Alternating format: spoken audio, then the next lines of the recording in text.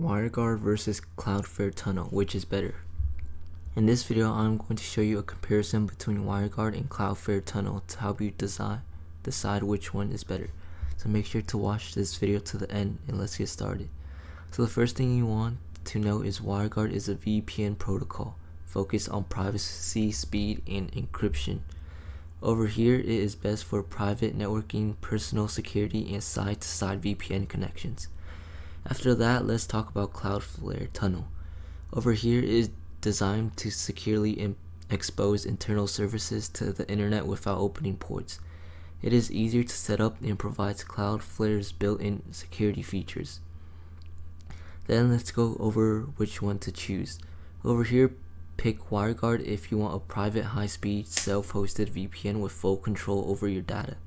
Choose Cloudflare Tunnel if you need to securely expose internal services without dealing with complex configurations. So that's the honest comparison between Wireguard versus Cloudflare Tunnel.